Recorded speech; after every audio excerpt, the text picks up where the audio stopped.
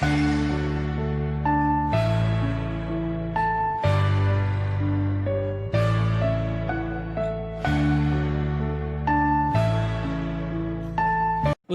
1 अध्याय।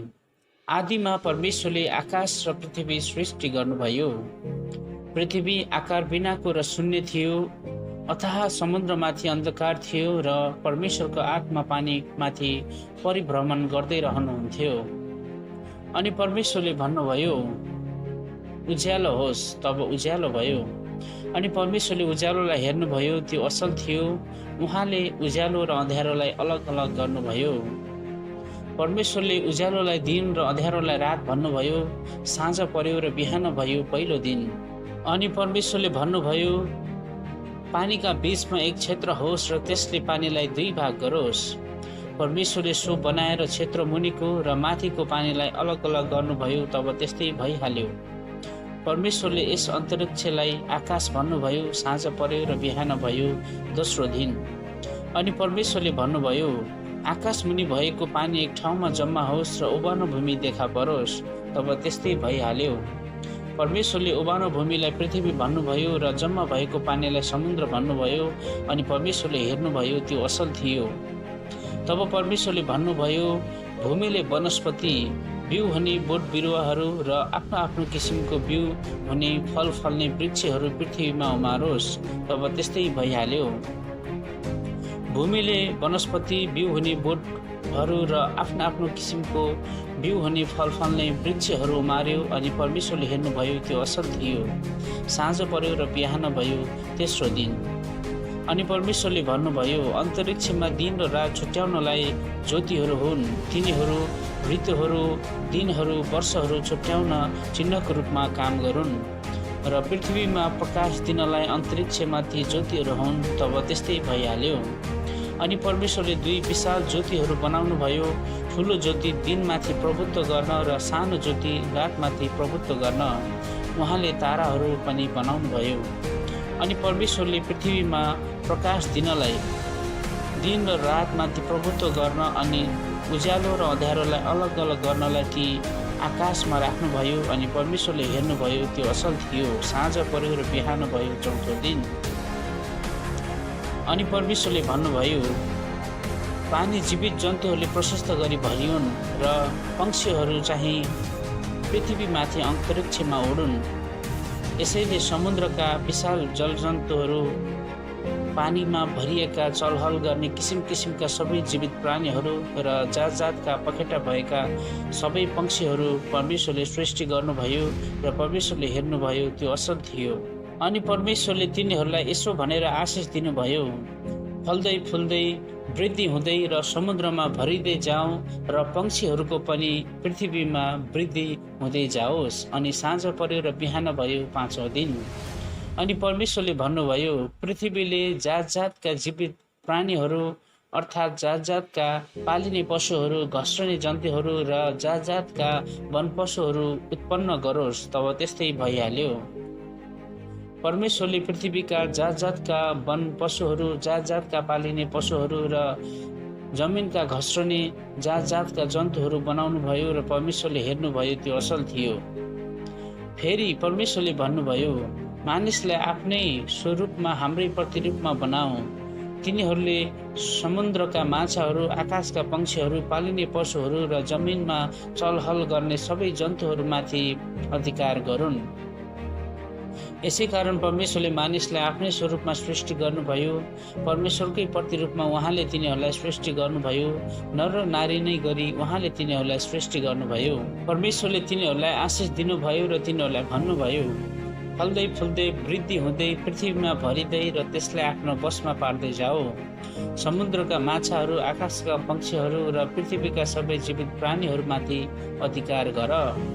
तब परमेश्वरले भन्नुभयो, हेर, म तिमीहरूलाई पृथ्वीका सबै बिउ उमार्ने बोटहरू र फलमा नै बिउ हुने सबै फलका रुखहरू दिन्छु। ती तिमीहरूका आहारको निम्ति हुनेछन्। र पृथ्वीको हरेक पशु, आकाशको हरेक पंक्षी र जमिनमा चलहल गर्ने हरेक जन्तु, हरेक प्राणी जसमा जीवन छ, तिनीहरूका आहारको निम्ति म हरिया वनस्पति दिन्छु। तब त्यस्तै भइहाल्यो। आफूले बनाउनु भएको हरेक कुरा परमेश्वरले हेर्नुभयो, त्यो साह्रै राम्रो थियो। साँझ पर्यो र बिहान भयो 6औं दिन। उत्पत्ति 2 अध्याय। यसरी आकाश र पृथ्वी र तिनका भएका सबै कुरा बनाइदिए। आफूले गर्नुभएका काम 6औं दिनमा परमेश्वरले सिद्धाउनु भयो र 7औं दिनमा आफूले गर्नुभएका सबै कामबाट उहाँले विश्राम लिनुभयो। अनि परमेश्वरले 7औं दिनलाई आशिष दिनुभयो र त्यसलाई पवित्र तुल्याउनु भयो, किनभने आफूले सृष्टिमा गर्नुभएका सारा कामबाट यसै दिनमा उहाँले विश्राम लिनुभयो। आकाश र पृथ्वीका सृष्टिको दृष्टान्त यही हो। परमप्रभु परमेश्वरले आकाश र पृथ्वी सृष्टि गर्नुभएको दिन भूमिमा एउटै पनि वनस्पति थिएन र भूमिमा कुनै घाँसपात पनि उम्रेको थिएन, किनभने परमप्रभु परमेश्वरले पृथ्वीमा पानी बर्साउनु भएको थिएन र भूमि खनजोत गर्न कुनै मानिस पनि थिएन।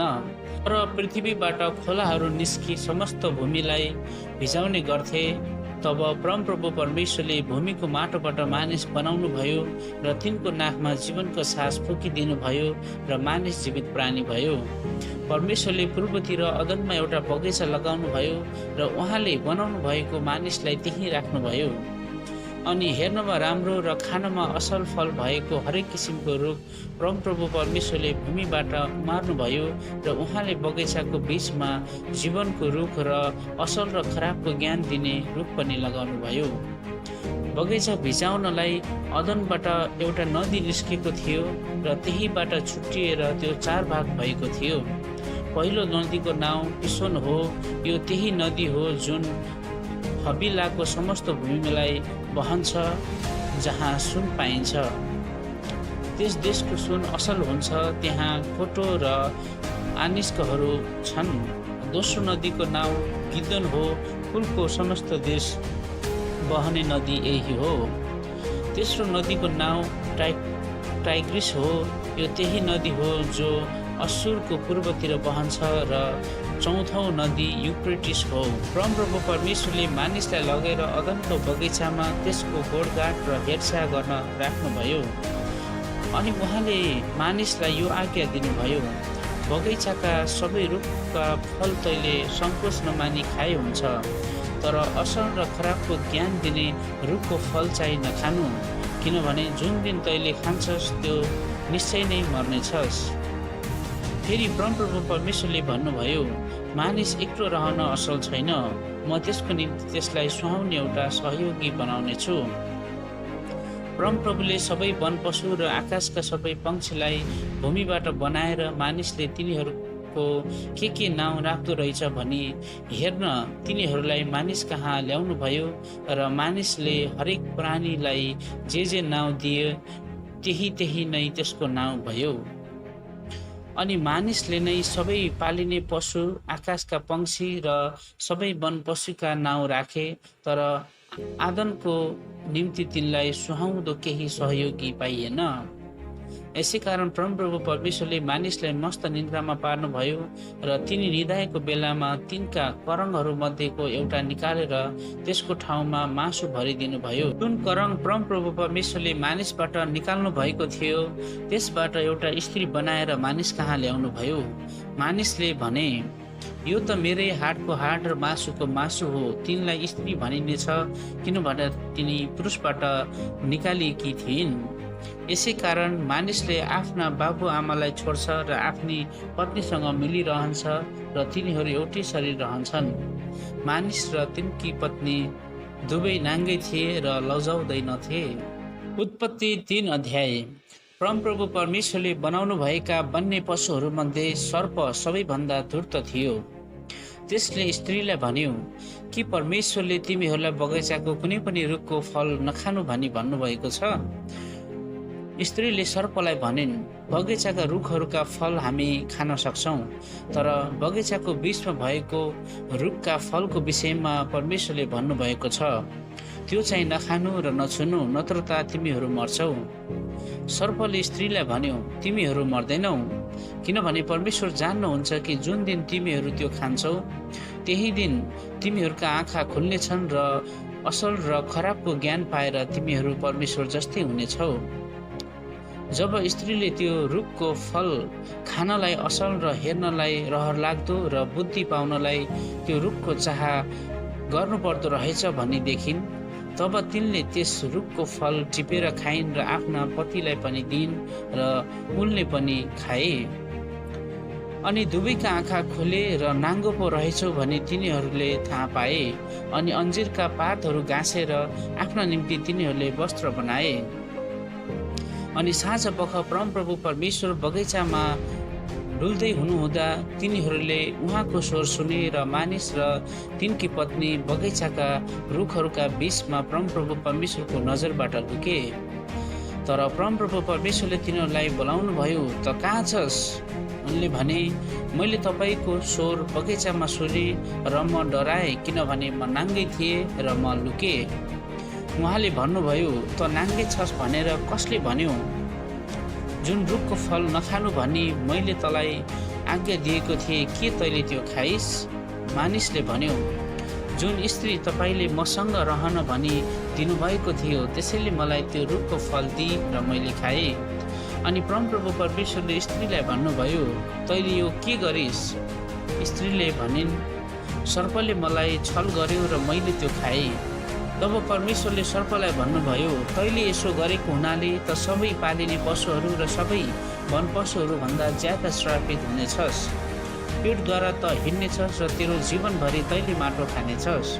तेरो र स्त्रीको बीचमा र तेरो सन्तान र स्त्रीको सन्तानको बीचमा म दुश्मनी हालिदिनेछु। त्यसले तेरो शिर कुल्चनेछ र तैँले त्यसको कुर्कुच्चो डस्नेछस्। स्त्रीलाई उहाँले भन्नुभयो, तेरो सुत्केरी वेदना म ज्यादै गरी बढाइदिनेछु। दुःखसँग तैँले बालक जन्माउने छेस।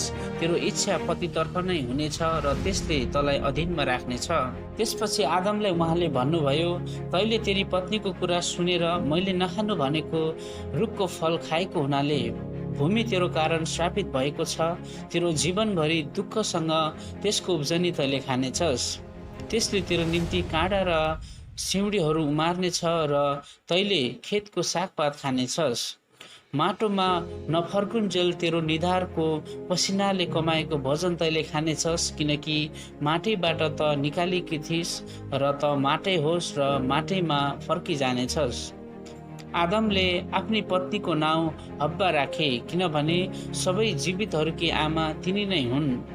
परमप्रभु परमेश्वरले आदम र तिनकी पत्नीका निम्ति छालाको लुगा बनाई तिनीहरूलाई लगाइदिनु भयो। तब परमप्रभु परमेश्वरले भन्नुभयो, मानिस हामी जस्तै असल र खराबको ज्ञान जान्ने भएको छ। अब त्यसले जीवनको रुखको फल पनि टिपेर खान नपाओस्, नत्र भने त्यो सधैँभरि जीवित रहला। यसै कारण जुन भूमिबाट उनी बनाइएका थिए त्यसैको खेती किसानी गर्न परमप्रभु परमेश्वरले उनलाई अदनको बगैँचाबाट निकालिदिनु भयो।